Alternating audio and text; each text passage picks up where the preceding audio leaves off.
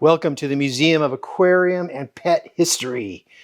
You know the drill. Lock your office, turn your busy light on, and get your port or your Pinot Noir, whatever out. Get ready for this incredible wooden crate. So when stuff comes in a wooden crate like this, it's either expensive or breakable or both. So in this case, it's both. So I meant to open this months ago, but got busy. So today we're going to open the incredible crate with the very expensive, priceless pet artifact, providing I can get into these screws here. Okay. All right. One down, 20 to go. Do.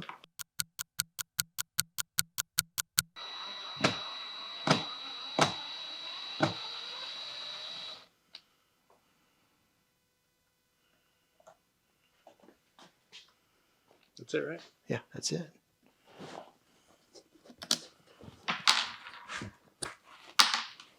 Oh, perfect. Okay.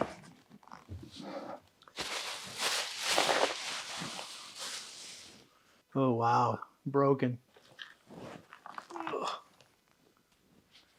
Yeah, even the best packing, which I honestly don't think this is the best packing. You could still break glass. Ugh. Ray, can you take this crate away?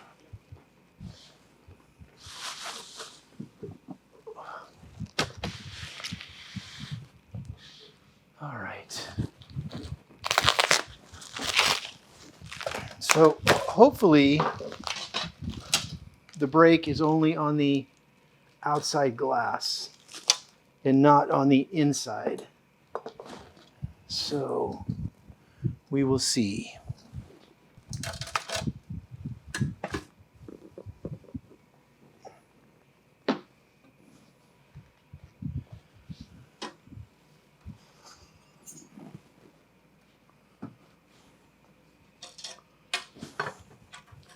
So some of you might be wondering, are you going to get a refund for the broken glass?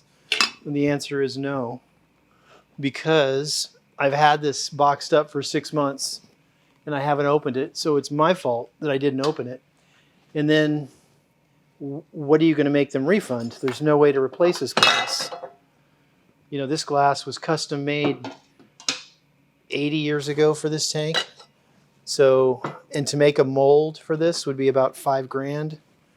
It's just not worth it. Now, I'll explain the glass cover in a minute, providing I really don't want to cut myself on this glass.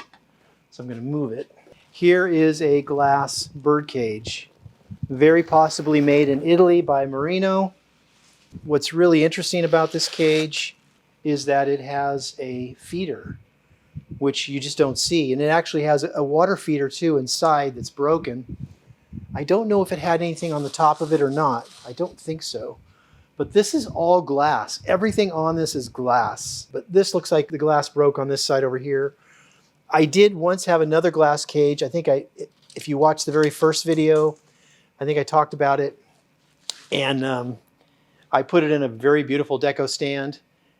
And the glass basically shattered from the cage. It just fell to the ground. I couldn't even look at it for about 3 weeks. I just couldn't even look at it. I couldn't bring myself to go look at it. And finally, when I got it, I picked it all up, brought it to my friend, and he put it back together for me.